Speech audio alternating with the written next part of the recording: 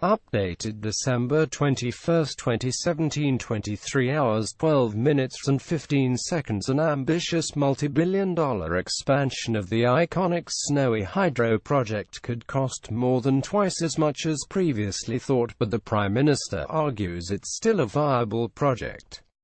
Snowy Hydro Limited will release a feasibility study into the expansion today, claiming the project is both technically and financially able to go ahead.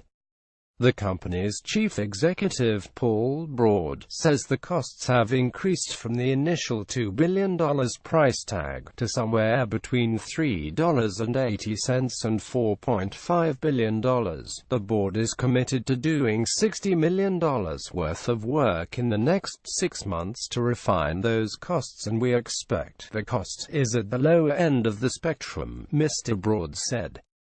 It's expensive, but it stacks up economically. How will expansion work?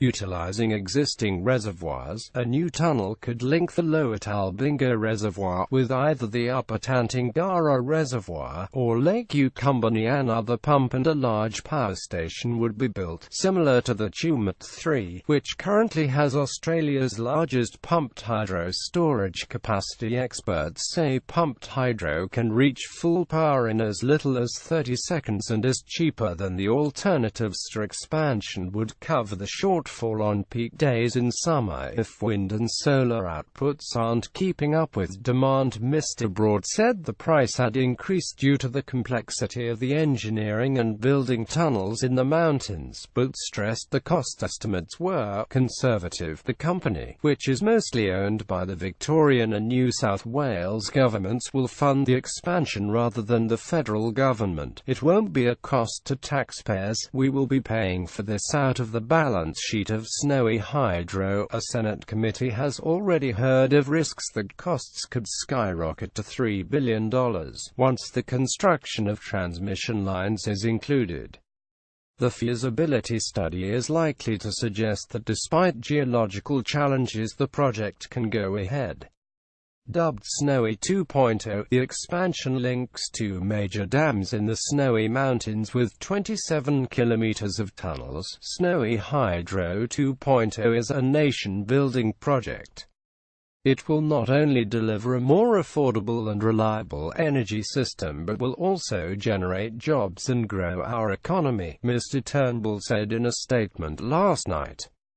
If it goes ahead, the expanded Snowy Hydro project will be operational from 2024. Energy has been a major focus of the political year, and the Prime Minister has pinned much of his energy credentials on the project. The project will act as a giant 2,000-megawatt battery in the center of the national energy market, providing enough power for 500,000 homes and much-needed backup for the increasing amount of wind and solar coming into the system, Mr. Turnbull said.